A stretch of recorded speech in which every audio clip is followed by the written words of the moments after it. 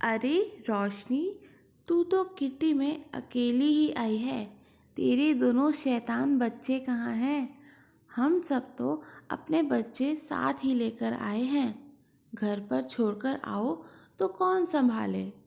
रोशनी की दोस्त छवि ने अपने लहराते हुए बालों को संभालते हुए कहा। दोनों बच्चे अपनी दादी माँ के पास घर पर ही हैं। रोशनी आगे कुछ बोलती उससे पहले ही छवि चालू हो गई। अच्छा, आजकल तेरी सासू माँ आई हुई हैं, इसीलिए तो तू इतनी फ्री होकर यहाँ आई है। चल, अच्छा है।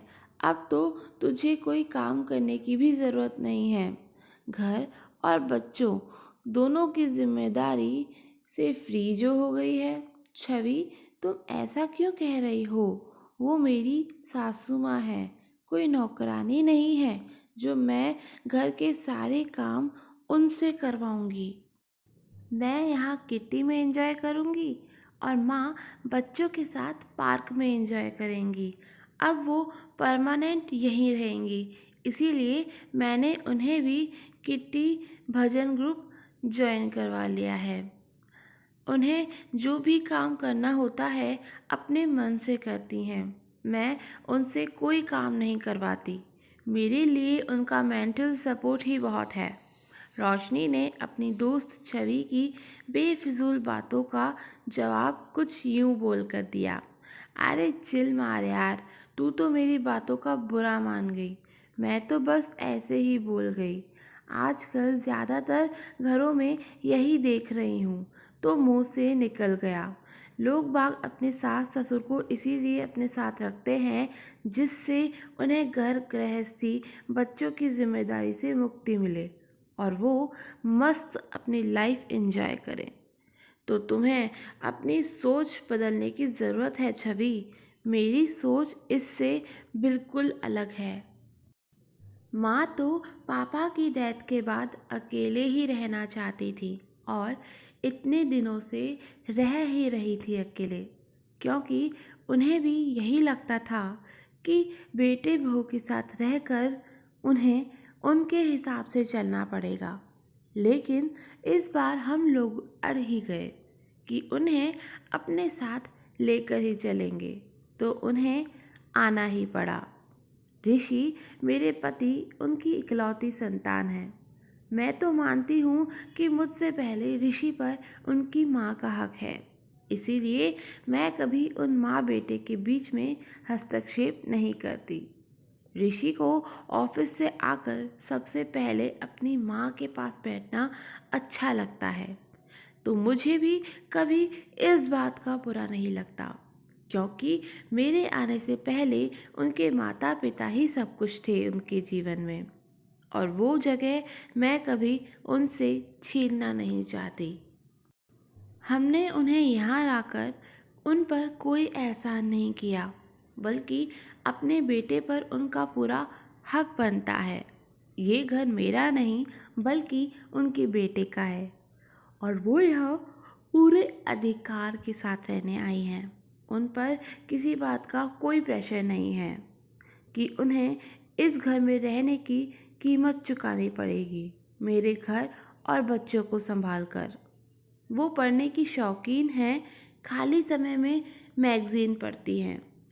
एक दिन साहित्य की ट्यूशन टीचर नहीं आईं, तब उन्होंने खुद ही उन्हें बच्चों को पढ़ाने की इच्छा जताई।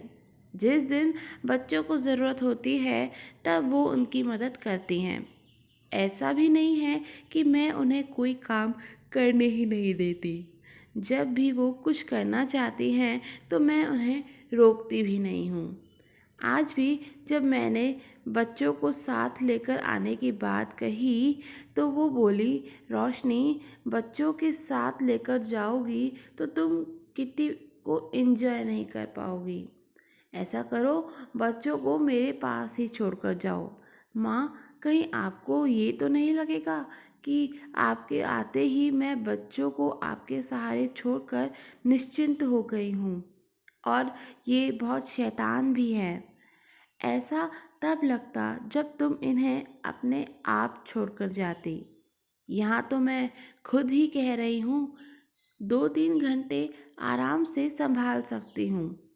फिर ये कितने भी शैतान हों, आखिर इनके पिता को भी मैंने ही संभाला है। तुम वहाँ किट्टी एंजॉय करना और हम अपने दोनों पोतों पोती के साथ पार्क में एंजॉय करेंगे। तुम चिंता मत करना।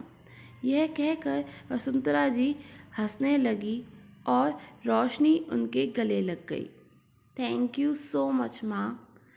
बच्चे आपके साथ रहेंगे तो मुझे सच में कोई चिंता नहीं रहेगी।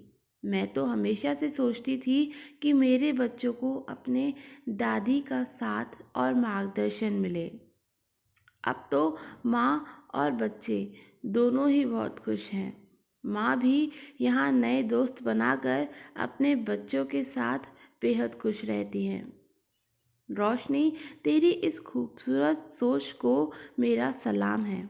जहाँ आज की लड़कियाँ अपने सास ससुर को अपने पास रखना बंधन समझती है या फिर रखती भी हैं तो बोझ समझकर, सिर्फ अपने फायदे का सोचकर कि सास ससुर साथ रहेंगे तो घर के काम और बच्चों को संभाल लेंगे।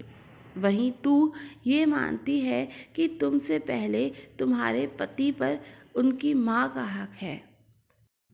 आज समझ पाई तेरी खुशियों का राज। अब से मैं भी तुम्हारी इन्हीं बातों पर अमल करूँगी और अपने ससुर जी को अपने साथ ला कर रखूँगी। आखिर हमारे अलावा कौन है उनका? बड़े बुजुर्ग बंधन या बोझ नहीं, बल्कि बच्चों की जिम्मेदारी होते हैं। आ जाओ भाई, गेम शुरू होने वाली है। तुम लोगों की बातें तो ख़त्म ही नहीं हो रही हैं।